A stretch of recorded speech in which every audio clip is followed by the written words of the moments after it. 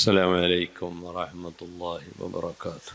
ഗൾഫുകാരായ ആളുകൾക്ക് സന്തോഷിക്കാൻ വകയുള്ള ഒരു വലിയ കാര്യം യത്തീംഖാനകൾ എന്നതല്ല. യത്തീംഖാനകളെക്കാൾ മറ്റെല്ലാ സ്ഥാപനങ്ങളെയും പ്രവാസികൾക്ക് ഈ മർക്കസിൻ്റെ പേരിൽ അഭിമാനിക്കാൻ കഴിയുന്നത് പ്രൗഢമായി ഗാംഭീര്യത്തോടുകൂടി തല ഉയർത്തി നിൽക്കുന്ന ശരീഅത്ത് കോളേജുകളാണ്. ആ ശരീഅത്ത് കോളേജുകൾ ഇവിടെ സജീവമായി നിലനിൽക്കുമ്പോൾ അവിടെ നിന്ന് പഠനം കഴിഞ്ഞ് പുറത്തിറങ്ങുന്ന പണ്ഡിതന്മാർ ഖുർആൻ മനഃപ്പാഠമുള്ളവർ കൂടിയാണെങ്കിൽ അവർക്ക് ലോകത്ത് എല്ലാ രാഷ്ട്രങ്ങളിലും വലിയ സ്വീകാര്യതയാണ്. UAE-യിൽ തന്നെ ധാരാളം പള്ളികളിൽ മർക്കസിൽ നിന്ന് പഠിച്ച പണ്ഡിതന്മാർ പള്ളികളിൽ ഇമാമുമാരാണ്. അവർക്ക് ഖുർആൻ മനഃപ്പാഠമുണ്ട്, യൂണിവേഴ്സിറ്റിയിൽ നിന്നുള്ള ഏതെങ്കിലും ബിരുദവുമുണ്ട്. അതോടൊപ്പം ഇസ്ലാം മതത്തിന് ശേഷം ഇവിടെ അവതരിപ്പിക്കാൻ പോകുന്നുണ്ട്. അപ്പോൾ നിങ്ങൾക്ക് ഇതിൻ്റെ എല്ലാ ചലനങ്ങളും അറിയാൻ കഴിയും. പ്രവാസികൾക്ക് ഇത്തരം കാര്യങ്ങൾ മനസ്സിലാക്കി കൊടുക്കാനുള്ള ഒരു വേദിയാണ്.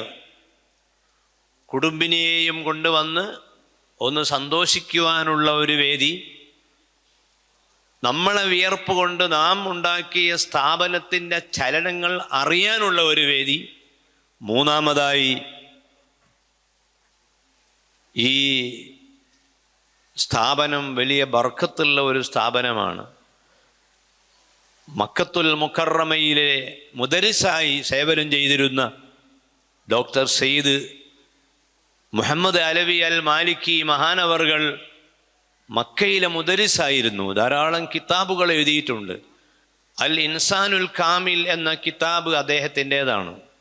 നബി സല്ലല്ലാഹു അലൈഹി വസല്ലമയെ പറ്റി വളരെ വിശദമായി പ്രതിപാദിക്കുന്ന അൽ ഇൻസാനുൽ കാമിൽ മഫാഹീമു യജിബു അൻ തുസഹഹ എന്ന വേറൊരു കൃതി PMKYC മലയാളത്തിലേക്ക് പരിഭാഷപ്പെടുത്തിയ ആ കിതാബ് മലയാളത്തിലൂടെ നിങ്ങൾ വായിച്ചിട്ടുണ്ടാകും.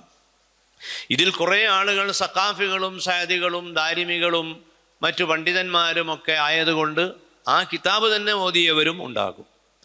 അങ്ങനെ ധാരാളം ഗ്രന്ഥങ്ങളുടെ കർത്താവായിരുന്ന ഡോക്ടർ സയ്യിദ് മുഹമ്മദ് അലവി അൽ മാലിക്കിയുടെ തൃക്കരങ്ങൾ കൊണ്ടാണ് ഈ സ്ഥാപനത്തിൻ്റെ തറക്കല്ലിടൽ നടന്നത്. രണ്ടാമത് സമസ്ത കേരള സുന്നി യുവജന സംഘത്തിൻ്റെ ജൂബിലി ആഘോഷവേളയിൽ കോഴിക്കോട്ട് വന്ന് സമസ്ത സെൻറ്ററിൻ്റെ തറക്കല്ലിട്ടതും അദ്ദേഹത്തിൻ്റെ കൈകളാണ്. അങ്ങനെ മുത്തബറക്കായ കൈകൾ കൊണ്ടാവണം നമ്മളെ വീടും നമ്മളെ വിദ്യാഭ്യാസ കേന്ദ്രങ്ങളുമൊക്കെ തറക്കല്ലിടുന്നത് എന്ന് വിശ്വസിക്കുന്ന നമുക്ക് അഭിമാനിക്കുവാൻ വക നൽകുന്ന ഒരു കേന്ദ്രം എന്ന നിലയിൽ ഈ മർക്കസും നമ്മളും തമ്മിലുള്ള ബന്ധം മനസ്സിൽ എന്നും ഉറച്ചു നിൽക്കുന്ന ഒരു ബന്ധമാണ്. നേരത്തെ മാഷ് പറഞ്ഞതുപോലെ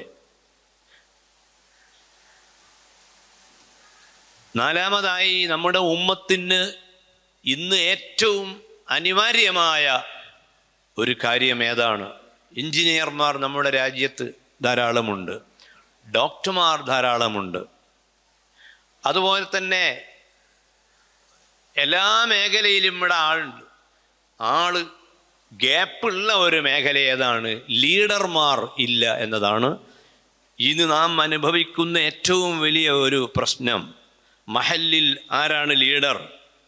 ഓരോരുത്തരും ആലോചിക്കുക. എൻ്റെ മഹല്ലിൽ എല്ലാ കാര്യങ്ങളും കൈകാര്യം ചെയ്യാൻ സുന്നത്ത് ജമാഅത്തിൻ്റെ ബോധമുള്ള ഭൗതിക വിദ്യാഭ്യാസവും ആത്മീയ വിദ്യാഭ്യാസവും സമന്വയിപ്പിച്ച് നാട്ടിലെ മുഴുവൻ ആളുകളെയും നമ്മുടെ ദർശനത്തിലേക്ക് കൊണ്ടുവരാൻ പ്രാപ്തിയുള്ള, സാമ്പത്തിക മേഖലയിലും മറ്റെല്ലാ മേഖലയിലും സുതാര്യതയോടെ പ്രവർത്തിക്കുന്ന ലീഡർമാർ എവിടെ എന്ന ചോദ്യത്തിന് മറുപടിയില്ല. ആ ഗ്യാപ്പിലൂടെയാണ് ഇവിടെ ബിദ്അത്തുകാർ കയറുന്നത്. പണമുള്ളവരുടെ പണം മുഴുവനും സക്കാത്തിൻ്റെ പേരിൽ കമ്മിറ്റി ഉണ്ടാക്കി ആ പണം മുഴുവനും ചോർത്തിക്കൊണ്ടിരിക്കുകയാണ് അവർ. മറ്റൊരു ഭാഗത്ത് തമ്മാടികളായി നടക്കുന്ന ആളുകൾ, വരൂ നിങ്ങളെ ഞങ്ങൾ കൾച്ചർ ചെയ്തെടുക്കാമെന്ന് പറയുന്ന ധാരാളം സംഘടനകൾ കേരളത്തിൽ പൊട്ടിമുളക്കുകയാണ്. അവിടെയെല്ലാം നഷ്ടം സംഭവിച്ചു കൊണ്ടിരിക്കുന്നത് പരമ്പരാഗത മുസ്ലിംകൾക്കാണ്. വേറെ ആർക്കും ഒരു നഷ്ടമില്ല. നമുക്കാണ് നഷ്ടം വരുന്നത്. നമ്മളെ കുട്ടികളാണ് എല്ലാറ്റിലേക്കും വിഭജിക്കപ്പെടുന്നത്. ബാക്കി എല്ലാവർക്കും ലാഭമാണ്. കാരണം വൈകുന്നേരമാകുമ്പോഴേക്ക് അവരുടെ ചാക്കിലേക്ക് വന്നുകൊണ്ടിരിക്കുന്നത് മുഴുവനും നമ്മുടെ പണവും നമ്മുടെ കുട്ടികളുമാണ്. അതുകൊണ്ട് തന്നെ നല്ല ലീഡേഴ്സിനെ ഉണ്ടാക്കുക എന്ന ആ ഒരു വലിയ ആശയമാണ് ഇപ്പോൾ മർക്കസ് ഏറ്റവും അവസാനമായി മലപ്പുറത്ത് ആരംഭിച്ച സ്ഥാപനത്തിലൂടെ ലക്ഷ്യമാക്കുന്നത്. ലീഡേഴ്സിനെ ഉണ്ടാക്കുക. ഒരു ലീഡർ ഉണ്ടാകണമെങ്കിൽ നല്ല അധ്വാനമാണ്. നമ്മളിന്ന് വീടുണ്ടാക്കുന്ന തിരക്കിലാണ്. എല്ലാവർക്കും വീടുണ്ട്. എല്ലാവരും വീട് പണി കൊണ്ട് കടം വന്നവരാണ്. ഗൾഫിൽ നിന്ന് കിട്ടുന്ന ശമ്പളം കൊണ്ട് വീടുണ്ടാക്കാൻ കഴിയാത്തതിൻ്റെ പേരിൽ ബാങ്കിൽ നിന്ന് ലോൺ വാങ്ങുകയാണ്. ഹറാമായ ഇടപാടുകളിലൂടെ വലിയ വീടുകൾ ഉണ്ടാക്കി അത് തിരിച്ചടക്കാൻ കഴിയാത്ത പ്രയാസത്തിൽ ഒന്ന്. രണ്ടാമത്, ജോലി ചെയ്യുന്ന കമ്പനിയിൽ നിന്ന് ലോൺ വാങ്ങിയിട്ട് വീടുണ്ടാക്കുന്നു. പിന്നീട് കുടുംബം പോറ്റാൻ കഷ്ടപ്പെടുന്നു. ജോലി നഷ്ടപ്പെട്ട് നാട്ടിലെത്തിയാൽ ആ വീട് വൈറ്റ് വാഷ് ചെയ്യാൻ പോലും കഴിയാത്ത പ്രയാസങ്ങൾ ഇന്ന് പ്രവാസികളുടെ സ്വഭാവമായി മാറിയിട്ടുണ്ട്. എങ്കിൽ ആ വീട്ടിൻ്റെ ഉള്ളിൽ കയറി നോക്കിയാൽ അവിടെ നാം കാണുന്നത് കിടന്നുറങ്ങാനുള്ള കട്ടിലും വിസർജിക്കുവാനുള്ള ബാത്റൂമും ഭക്ഷണമുണ്ടാക്കാനുള്ള കിച്ചണും, ഇത് മൂന്നും വളരെ ഉഷാറാണ്. അത് മൂന്നും ആ വീട്ടിൽ ഉഷാറായി നടക്കുന്നുണ്ട്. കട്ടിലിൽ ഉറങ്ങുകയാണ്. ഏറ്റവും കൂടുതൽ മണിക്കൂർ ഇന്ന് വീടുകളിൽ കുട്ടികൾ ചെയ്തുകൊണ്ടിരിക്കുന്നത് ഉറക്കം എന്നതാണ്. മറ്റൊന്ന്, നല്ല ഫുഡ്. ആ ഫുഡ് വീട്ടിലുണ്ടാക്കാൻ കഴിയുന്നില്ലെങ്കിൽ പുറത്തേക്ക് ഓർഡർ ചെയ്ത് ഏറ്റവും നല്ല ഫുഡ്, നല്ലത് എന്നാണ് അതിൻ്റെ പേരെങ്കിലും അത് മുഴുവനും രാസപദാർത്ഥങ്ങളും കെമിക്കലും ചേർന്നതാണ്. ആ ഭക്ഷണം കഴിച്ച് രോഗമായി ആ രോഗികൾ മുഴുവനും ആശുപത്രിയിലേക്ക് എത്തുമ്പോൾ തടിച്ചു വളരുന്നത് ആശുപത്രിയുടെ ഓണേഴ്സാണ്. രോഗികൾ മരുന്ന് കഴിക്കുന്നു, ഡോക്ടറുടെ തടി നന്നാകുന്നു എന്നല്ല ഞാൻ പറഞ്ഞത്. ആശുപത്രിയുടെ ഓണേഴ്സിൻ്റെ തടി നന്നാകുന്നു. ഈ ഒരു സങ്കടങ്ങൾ ഓരോ വീട്ടിലും നടന്നുകൊണ്ടിരിക്കുമ്പോൾ പ്രവാസികൾ ആലോചിക്കണം, ഈ വീട്ടിൽ താമസിക്കുന്ന കുട്ടികളിലേക്ക് മനസ്സിന് ശക്തി നൽകുന്ന എന്ത് ഘടകമാണ് ആ വീട്ടിലുള്ളത്? ആ വീട്ടിലെ കുട്ടികൾക്ക് മാനസികമായ നന്മ ലഭിക്കുവാൻ എന്താണ് ആ വീട്ടിലുള്ളത്?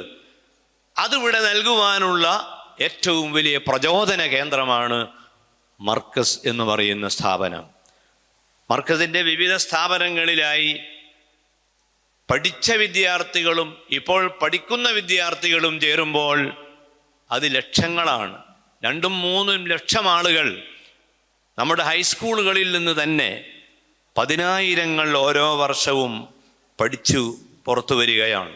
പെൺകുട്ടികൾക്ക് വേണ്ടി മാത്രമായി ഹാദിയയുടെ 100 ചില്ലാനം ക്യാമ്പസുകൾ മർക്കസിൻ്റെ കീഴിൽ വളരുകയാണ്.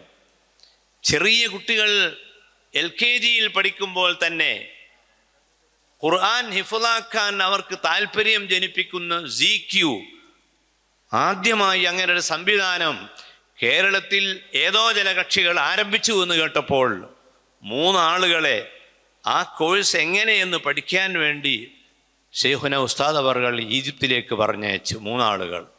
ആ 3 ആളുകൾ ഈജിപ്തിൽ പോയി ആ സംവിധാനത്തെ പറ്റി പഠിച്ച് മനസ്സിലാക്കി കേരളത്തിൽ വന്ന ഉടനെ അത് ആരംഭിച്ചു. അതാണ് ZQ. ഇന്നത് കേരളത്തിലും ഇന്ത്യയുടെ വിവിധ സംസ്ഥാനങ്ങളിലും ഗൾഫ് നാടുകളിലും വളരെ അന്തസ്സോടെ നടന്നുകൊണ്ടിരിക്കുകയാണ്. അങ്ങനെ ഓരോ വീട്ടിൻ്റെ ഉള്ളിലും ഇന്ന് നമ്മുടെ ആശയങ്ങൾ എത്തുകയാണ് സുന്നി വോയിസിലൂടെ. റിസാല വാരികയിലൂടെ, സുന്നത്ത് മാസികയിലൂടെ, അതുപോലെ ഓൺലൈൻ പ്രഭാഷണങ്ങളിലൂടെ, സെന്റിനറിയുടെ പ്രചാരണാർത്ഥം കേരള മുസ്ലിം ജമാഅത്തിൻ്റെയും SYSൻ്റെയും SSFൻ്റെയും പ്രധാനപ്പെട്ട മുഴുവൻ സന്ദേശങ്ങളും ഇന്ന് അത് ഒഴുകി നടക്കുമ്പോൾ അതിനാവശ്യമായ എല്ലാ കാര്യങ്ങളും ചലിപ്പിക്കുന്ന ഒരു പ്രധാന കേന്ദ്രം ഈ മർക്കസാണ്. അതുകൊണ്ട് മർക്കസുമായുള്ള ഈ ബന്ധം നമ്മുടെ മനസ്സിനെ എല്ലാ അർത്ഥത്തിലും ശക്തിപ്പെടുത്തുന്നു. മർക്കസിനെ സഹായിക്കുമ്പോൾ അത് പ്രസ്ഥാനത്തെയാണ് സഹായിക്കുന്നത്. ഇവിടെ പഠിക്കുന്ന ഓരോ പണ്ഡിതനും ആ പഠനം കഴിഞ്ഞ് ഏത് മേഖലയിലാണ് ഇപ്പോൾ അവർ പ്രവർത്തിച്ചു കൊണ്ടിരിക്കുന്നത് എന്ന് ഒരു സർവേ നടത്തിയപ്പോൾ ഇവിടെ നിന്ന് പഠിച്ചിറങ്ങുന്ന സഖാഫികളിൽ 70% അവർ താലീമിൻ്റെ, തദ്രീസിൻ്റെ, ഇമാമത്തിൻ്റെ മേഖലയിൽ തന്നെയാണ് എന്ന ഒരു റിപ്പോർട്ടാണ് സർവേയിലൂടെ പുറത്തു വന്നിട്ടുള്ളത്. ഇതൊരു കൊല്ലത്തേതാണെങ്കിൽ എല്ലാ കൊല്ലങ്ങളിലേക്കും ഈ സർവേ വ്യാപിപ്പിച്ചുകൊണ്ടുള്ള ഒരു പഠനം അനിവാര്യമാണ്. അതിന് ഇതൊക്കെ നിർവഹിക്കാൻ ഞങ്ങളോടൊപ്പം നിൽക്കേണ്ട ഒരുപാട് സഖാഫികൾ ഇന്ന് പ്രവാസികളായതുകൊണ്ട് we have to depend them also. നിങ്ങളെയും കൂടി അവനെ അവലംബിക്കേണ്ട ഒരവസ്ഥയിലാണ്. കാരണം നല്ല ബുദ്ധിയും നല്ല ചിന്താശേഷിയുള്ള ഒരുപാട് ആളുകൾ ഇന്ന് ഗൾഫിലാണ്. അവരുടെ ആ കഴിവൊക്കെ മരുഭൂമിയിൽ ഉണങ്ങിപ്പോകാതിരിക്കാൻ വേണ്ടി നമുക്ക് ദ്വേർക്കാം. നല്ല ലേഖനം എഴുതുന്നവർ, നല്ല തദ്രീസ് നടത്തുന്നവർ, നല്ല ചിന്താശേഷിയുള്ളവർ, അവർ കൂടി ജാമിയയുടെ വിഷയത്തിൽ മർക്കസ് കമ്മിറ്റിയോടൊപ്പം സഹകരിച്ച് മുന്നോട്ട് നീങ്ങുമ്പോൾ ഇന്ന് കാണുന്നതിൻ്റെ ഒരു 10 മടങ്ങ് ഈ സ്ഥാപനത്തെ വളർത്തിയെടുക്കാൻ നമുക്ക് കഴിയും. ഓരോ ദിവസവും ലോകം വളരുകയാണ്. AI മേഖല ഇന്ന് വളർന്ന് എവിടെ എത്തി? ഒരു രോഗമായാൽ ആ രോഗത്തിന് മരുന്ന് ഡോക്ടറെ സമീപിക്കാതെ തന്നെ നമുക്കിന്ന് പറഞ്ഞു തരുന്നത് ഈ AI-കളാണ്. അത്ര മുന്നേറിയ ഈ കാലത്ത് പുതിയ തലമുറയെ നമുക്ക് സ്വാധീനിക്കാൻ കഴിയണമെങ്കിൽ ഈ സ്ഥാപനത്തിൽ നിന്ന് പുറത്തിറങ്ങുന്ന ഉൽപ്പന്നങ്ങൾ ഏറ്റവും നല്ല ക്വാളിറ്റി ഉള്ളവരായി മാറണം. ആ ക്വാളിറ്റിയുടെ രൂപവും സ്വഭാവവും രൂപപ്പെടുത്തേണ്ടതും നിർണയിക്കേണ്ടതും പ്രവാസികളാണ്. കാരണം നിങ്ങളെ അത്ര നേരം വെളുത്ത ഒരു ടീം കേരളത്തിൽ താമസിക്കുന്നവരിലുണ്ടാവില്ല. നിങ്ങൾ അധികവും താമസിക്കുന്നത് വിദേശത്താണ്. മുഹമ്മദ് നബി സല്ലല്ലാഹു അലൈഹി വസല്ലമ പറഞ്ഞു, സൂമു തസിഹു, നിങ്ങൾ നോമ്പ് നോൽക്കുവീൻ, ആരോഗ്യം ലഭിക്കും. സാഫിറു തഗനമു, നിങ്ങൾ യാത്ര ചെയ്യുവീൻ, നിങ്ങൾക്ക് സമ്പത്ത് ലഭിക്കും. ഈ ഒരു ഹദീസിൻ്റെ അടിസ്ഥാനത്തിലാണ് ഗൾഫിലേക്ക് കേരളത്തിൽ നിന്ന് ആളുകൾ ചേക്കേറിയത്. ആദ്യമായി ഗൾഫിലേക്ക് പോകാൻ തുടങ്ങിയത് മുസ്ലിം കമ്മ്യൂണിറ്റിയാണ് എന്നാണ് ചരിത്രം. കാരണം ചാവക്കാട് ഭാഗത്തു നിന്നാണ് ആദ്യമായിട്ട് ഏറ്റവും കൂടുതൽ ആളുകൾ ഗൾഫിലെത്തിയത്. ചാവക്കാട്ടുകാരിൽ കുറേ ഉണ്ട്. ചെയർമാൻ വരെ ചാവക്കാട്ടുകാരനാണ്. പിന്നെ ഏറ്റവും കൂടുതൽ ആളുകൾ പോയത് തിരൂരിൽ നിന്നാണ്. പിന്നെ ഏറ്റവും കൂടുതൽ കാസർഗോഡാണ്. അതെല്ലാം കഴിഞ്ഞാണ് ബാക്കി ജില്ല. വയനാട്ടിലൊക്കെ ഇപ്പോഴും ഇങ്ങനെ പോകാൻ തുടങ്ങുന്നതേ ഉള്ളൂ. ഈ ആദ്യം ആളുകൾ കൂടുതൽ ഈ 3 ജില്ലയിൽ നിന്ന് പോകാനുള്ള കാരണം അവിടെയാണ് മുസ്ലിമീങ്ങൾ ഏറ്റവും കൂടുതൽ. ഞാൻ ആദ്യം പറഞ്ഞ 3 സ്ഥലത്താണ്. അവിടെയുള്ള ഉസ്താദുമാരെ വയലെന്ന് കേട്ടതാണ് സാഫിറു തൗനമു. അങ്ങനെയാണ് ഗൾഫിൽ മുസ്ലിമീങ്ങൾ കൂടുതലെത്താനുള്ള കാരണം. അങ്ങനെ ഗൾഫിലേക്ക് പോയതോടുകൂടി ഇവിടെ ഉണ്ടായ വികസനങ്ങൾ ബ്രിട്ടീഷുകാരുടെ വന്നതിന് ശേഷമാണ് ഇന്ത്യയിൽ ഈ റെയിൽവേ സംവിധാനം ഉണ്ടായത്. അതിനു മുമ്പ് ഇവിടെ റെയിൽവേ ഇല്ല. ഞാൻ കഴിഞ്ഞ ദിവസം ഒരു പുസ്തകം വായിച്ചപ്പോൾ അതിൽ കണ്ടു, ഇംഗ്ലീഷുകാർ ഇവിടെ വന്നിട്ടില്ലായിരുന്നെങ്കിൽ ഈ ഇന്ത്യ ഇപ്പോഴും ഇരുട്ടിലായി പോകുമായിരുന്നു എന്ന്. ചില മേഖലകളിൽ അവർ ഈ രാജ്യത്തിൻ്റെ സംസ്കാരത്തിന് പരിക്കേൽപ്പിച്ചു എന്നതുകൊണ്ടാണ് നാം അവരെ വെറുക്കുന്നത്. അല്ലാതെ വികസനത്തിൻ്റെ വിഷയത്തിൽ ഈ രാജ്യത്തിന് ഒരുപാട് ഗുണങ്ങൾ പടിഞ്ഞാറ് നാടിലുള്ള ആളുകൾ ചെയ്തിട്ടുണ്ട്. അൽ അറബു വൽ അറബു, ഒരു പുള്ളിയുടെ വ്യത്യാസമേ ഉള്ളൂ. ഒന്ന് അറബാണ്, അതിൽ പുള്ളിയില്ല. അറബിൽ പുള്ളിയുണ്ട്. ആ പുള്ളിക്കാർ എന്ന് പറയുന്നത് അതുകൊണ്ടാണ്. അതാണ് പുള്ളിക്കാർ. അവരുടെ ആ പുള്ളി നമ്മൾ കണ്ടപ്പോൾ നമ്മൾ ചോദിച്ചു ഇതെന്ത് പുള്ളിയാണ്. അങ്ങനെ മനസ്സിലായി ഇതൊരു വല്ലാത്ത പുള്ളിയാണ്. ടെക്നോളജിയിലൊന്നും അവരാ മുന്നിൽ. കുരിശ് യുദ്ധത്തിന് ശേഷമാണ് അവർ ഭൗതിക മേഖലയിലും ടെക്നോളജിയിലും ഇംഗ്ലീഷുകാർ മുന്നിലെത്തിയത്. അതിനു മുമ്പ് മുസ്ലിമീങ്ങളായിരുന്നു എല്ലാ മേഖലയും മുന്നിൽ. കുരിശ് യുദ്ധവുമായി ബന്ധപ്പെട്ട ചരിത്രങ്ങൾ പഠിക്കുമ്പോൾ നമുക്ക് ബോധ്യപ്പെടും, മുസ്ലിമീങ്ങളിൽ നിന്ന് കണ്ടുപിടിച്ചതും കട്ടെടുത്തതുമാണ് പിന്നീട് യൂറോപ്പ് വികസിപ്പിച്ചെടുത്തത്. പക്ഷെ ഇന്ന് നമ്മൾ അവരെ അവലംബിക്കേണ്ടി വരികയാണ്. അങ്ങനെ അവലംബിച്ച ആ അറിവുകളുടെയും വിജ്ഞാനത്തിൻ്റെയും ടെക്നോളജിയുടെയും മണ്ണാണ് ഇന്ന് അറബ് നാടുകൾ UAE-യിൽ നിന്ന് സ്പേസിലേക്ക് സാറ്റലൈറ്റ് വിട്ടു. കഴിഞ്ഞ കൊല്ലം സാറ്റലൈറ്റുകളെ ആകാശത്തേക്ക് പറഞ്ഞയച്ച ഒരു പ്രധാന രാജ്യമാണ് UAE. വേറെ രാജ്യങ്ങളൊന്നും അവിടെ എത്തിയിട്ടില്ല. അമേരിക്കയും റഷ്യയും ഇന്ത്യയും ഒക്കെ ഇന്ന് ആ മേഖലയിലുണ്ടെങ്കിൽ ഒരു ചെറിയ നാടായ UAE ബഹിരാകാശ ഗവേഷണ വിഷയത്തിൽ എത്തിയെന്നും ഒരാളെ സ്പേസിലേക്ക് അയച്ചു എന്നും പറയുമ്പോൾ അറബ് നാടുകൾ എത്ര വികസിച്ചിട്ടുണ്ട്. ആ അറബ് നാടുകളിൽ താമസിക്കുന്ന പ്രവാസികളായ നിങ്ങളില്ലാത്ത ഒരു മർക്കസ് സങ്കല്പിക്കാൻ പ്രയാസമാണ്. അതുകൊണ്ട് നിങ്ങൾ ഇപ്പോൾ ചെയ്യുന്ന സേവനങ്ങൾക്ക് പുറമേ അതോടൊപ്പം ചേർത്തി വെക്കേണ്ട ഒരു ഘടകമാണ് ഈ മർക്കസിൻ്റെ അതിൻ്റെ സത്ത വികസിപ്പിച്ചെടുക്കുന്നതിന് വേണ്ടി ക്വാളിറ്റിയുള്ള ലീഡേഴ്സിനെ വാർത്തെടുക്കുന്ന വിഷയത്തിൽ ശൈഖുന ഉസ്താദുമായി പ്രവാസികളുടെ ഒരു വലിയ സഹകരണമാണ് ഞാൻ ഈ സമയത്ത് അഭ്യർത്ഥിക്കുന്നത്. കൂടുതൽ സംസാരിക്കുന്നില്ല.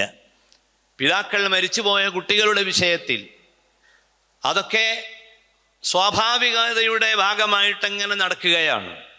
പക്ഷെ അതൊരു ചെറിയതായിട്ട് ആരും കാണരുത്. യതീം കുട്ടികളെന്ന് പറയുമ്പോൾ അത് ചെറിയതായിട്ട് കാണാൻ പാടില്ല. ബാപ്പയുടെ മരണം സംഭവിക്കുമ്പോൾ ഒരു കുട്ടിക്കുണ്ടാകുന്ന പ്രയാസങ്ങൾ, ഒലിവർ ട്വിസ്റ്റ് എന്ന ഒരു നോവൽ അത് വായിച്ചാൽ അതിൽ നിന്ന് അത് ബോധ്യപ്പെടും. സാഹിത്യകാരന്മാരുടെ മിക്ക പുസ്തകങ്ങളിലെയും പ്രമേയം ബാപ്പയില്ലാത്ത കുട്ടികളാണ്. നിങ്ങൾ ലൈബ്രറിയിൽ പോയി ഏതെങ്കിലും ഒരു പുസ്തകം എടുത്ത് വായിച്ചു നോക്കിയാൽ ആ പുസ്തകത്തിലെ പ്രമേയം, മിക്ക പുസ്തകത്തിലെയും പ്രമേയം ഏതാണ്? ബാപ്പ മരിച്ചുപോയ കുട്ടികളാണ്. ബാപ്പ മരിച്ചുപോയ ഒരു കുട്ടിയാണ് സഹീഹുൽ ബുഖാരി എന്ന ആ ഗ്രന്ഥം ലോകത്തിന് സമ്മാനിച്ചത് മുഹമ്മദ് ബിൻ ഇസ്മായിൽ ബുഖാരി. ബാപ്പയുടെ സാന്നിധ്യം കൂടുതൽ ലഭിക്കാത്ത മുഹമ്മദ് ബിൻ ഇദ്രീസ് ശാഫിഈ റളിയല്ലാഹു അൻഹു ആണ് നമ്മളെ മദ്ഹബിൻ്റെ ഇമാം. ലോകത്തെ ഏറ്റവും കൂടുതൽ ഗ്രന്ഥങ്ങൾ രചന നടത്തിയ അബൂ ഹാമിദുൽ ഗസ്സാലി റഹ്മത്തുള്ളാഹി അലൈഹി ബാപ്പ മരിച്ചുപോയ ഒരു കുട്ടിയാണ്. ഈ ബാപ്പ മരിച്ചുപോയ കുട്ടികൾ ഇത്രയും അവർ വരാനുള്ള കാരണം അവരെ നോക്കി വളർത്തിയ വസിയ്യ് എന്ന മേഖലയിൽ പ്രവർത്തിച്ചവരുടെ കരുത്താണ്. ഗസാലിമാമനെ ഗസാലിമാമാക്കി മാറ്റിയത് അദ്ദേഹത്തെ ഏറ്റെടുത്ത പണ്ഡിതനാണ്. അതിൽ നിന്ന് മനസ്സിലാക്കേണ്ടത് ഇന്ന് 12,000 ഓർഫൺസിനെ ഈ മർക്കസ് വളർത്തുകയാണ്. അവർ വീടുകളിലാണ്. ആ കുട്ടികളെ ഉമ്മമാർ മർക്കസിലേക്ക് തരില്ല. കാരണം ഒരു കുട്ടിയേ ഉള്ളൂ ഒരു കുടുംബത്തിൽ. ആ ബാപ്പ മരിക്കുകയാണ്, അല്ലെ 2 കുട്ടിയാണ്. മസ്ഊദ് സഖാഫിയുടെ 3 കുട്ടികൾ മർക്കസിൻ്റെ സംരക്ഷണത്തിലാണ് ഇപ്പോൾ വളരുന്നത്. അല്ലാഹു തആല അദ്ദേഹത്തിന് വലിയ പദവി നൽകട്ടെ. ഒരുപാട് അത്തരം മഹാന്മാരായ ഉസ്താദുമാരുണ്ട്, ഡോക്ടർമാരുണ്ട്, പ്രൊഫസർമാരുണ്ട്, ഓട്ടോറിക്ഷ ഡ്രൈവറുണ്ട്, തെങ്ങുകയറ്റ തൊഴിലാളിയുണ്ട്. അവരുടെ മരണത്തോടുകൂടി അവരെ കുട്ടികൾ അനാഥമാകുമ്പോൾ ആ കുട്ടികളെ എടുത്തു കൊണ്ടുപോയി സ്കൂൾ വിദ്യാഭ്യാസം മാത്രം നൽകി ബാക്കി ഒന്നും നൽകാതെ തെരുവിലേക്കാണ് കൊണ്ടുപോകുന്നത് എങ്കിൽ നമ്മളെ സ്ഥാപനം അതല്ല ചെയ്യുന്നത്. അവർക്ക് ഇൽമു നൽകി, അവർക്ക് ജോലി പരിശീലിക്കാനുള്ള സന്ദർഭങ്ങൾ നൽകി, അവരെ ഡോക്ടർമാരായി എഞ്ചിനീയർമാരായി കൊള്ളാവുന്നവരാക്കി വളർത്തുന്ന സിസ്റ്റം 25,000 തക്കാഫുൽ സ്കീമും 40,000 തക്കാഫുൽ സ്കീമും 1,00,000 രൂപയുടെ തക്കാഫുൽ സ്കീമും ഇത് 3ഉം തമ്മിലുള്ള വ്യത്യാസമാണ് ഞാനീ പറഞ്ഞത്. ഇതൊരു ചെറിയ വിഷയമായി കാണരുത്. കാരണം ഇന്നല്ലെങ്കിൽ നാളെ നമ്മളും അനുഭവിക്കേണ്ടി വരുന്ന വിഷയങ്ങളാണ്. അള്ളാഹു നമ്മളെ മക്കളെ യതീമാക്കാതിരിക്കട്ടെ. റിയാദിൽ ഇന്നലെ മരിച്ച അയ്യൂബ് സഖാഫിയുടെ മയ്യിത്ത് വെള്ളിയാഴ്ച കൊണ്ടുവരികയാണ്. അദ്ദേഹം ഒരു ചെറിയ കുഞ്ഞിനെ ഒക്കത്ത് വെച്ചുകൊണ്ടുള്ളൊരു ഫോട്ടോ ഇപ്പോൾ വാട്സപ്പിൽ ഇങ്ങനെ ഓടിക്കൊണ്ടിരിക്കുകയാണ്. സുബ്ഹാനല്ലാഹ്. വളപട്ടണത്ത് കഴിഞ്ഞ ദിവസം ഒരു സഅദി മരണപ്പെട്ടപ്പോൾ ആ സഅദിയുടെ 3 മക്കൾ, യതീം കുട്ടികൾ, ഈ വിനീതൻ അവിടെ ആ വീട്ടിൽ പോയത് 2 ദിവസം കഴിഞ്ഞാണ്.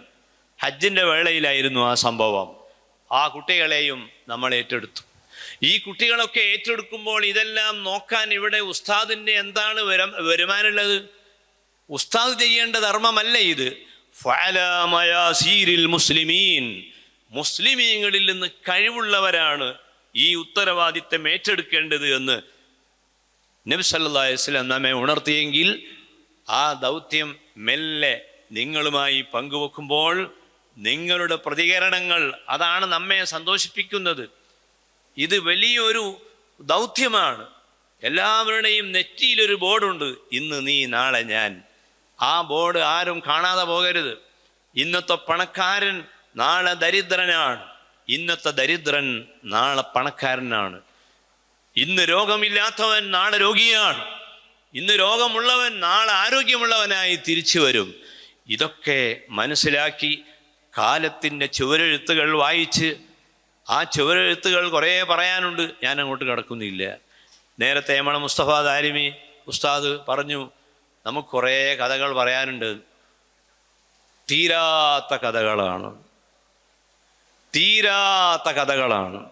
ആ കഥകളുടെ പിന്നിൽ നമ്മൾ നോക്കിയാൽ നമുക്ക് കാണാൻ കഴിയും, ആത്മാർത്ഥമായി നല്ല ലക്ഷ്യത്തോടുകൂടി ഉസ്താദ് മുന്നിൽ നിന്നു.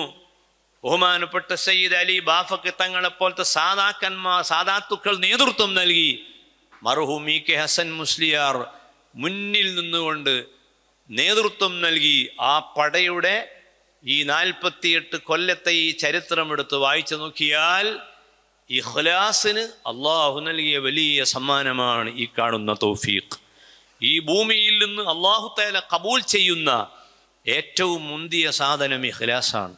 ആ ഇഖ്ലാസിന് പകരമായി അള്ളാഹുവിൽ നിന്ന് മനുഷ്യനിലേക്ക് ലഭിക്കുന്ന സമ്മാനമാണ് തൗഫീഖ്. ആ തൗഫീഖുകളുടെ വാതിലുകൾ ഇനി എത്രയോ തുറന്നു കിട്ടാൻ വേണ്ടി നമ്മളൊക്കെ ദ്വാർക്കുക. എല്ലാവരുടെയും ജോലിയിൽ നല്ല പ്രമോഷനും ഹലാലായ ശമ്പളങ്ങളും വലിയ സംവിധാനങ്ങളായി വളർത്തി ഇൻവെസ്റ്റ് ചെയ്ത് ഒരുപാട് ആളുകൾക്ക് തൊഴിൽ നൽകുന്ന വലിയ സംരംഭങ്ങളായി മാറാനൊക്കെ നിങ്ങൾക്കെല്ലാവർക്കും അള്ളാഹു അതിനുള്ള തൗഫീഖ് നൽകട്ടെ. അള്ളാഹു തആല അവൻ്റെ ദീനിനെ സഹായിക്കുന്നവർക്ക് അള്ളാഹ് സഹായിക്കുമെന്ന് പറഞ്ഞ ആ വാഗ്ദത്തത്തിൽ അള്ളാഹു നമ്മളെയും പങ്കാളികളാക്കി തരട്ടെ എന്ന് ദുആ ചെയ്തുകൊണ്ട് ഇവിടെ നമ്മുടെ ഈ പ്രോഗ്രാമിൻ്റെ ഭാഗമായി നടക്കുന്ന മറ്റു കാര്യങ്ങളിലേക്ക് ശ്രദ്ധ ക്ഷണിച്ചുകൊണ്ട് ദുആ വസിയ്യത്തോടെ അസ്സലാമു അലൈക്കും വറഹ്മത്തുള്ളാഹി.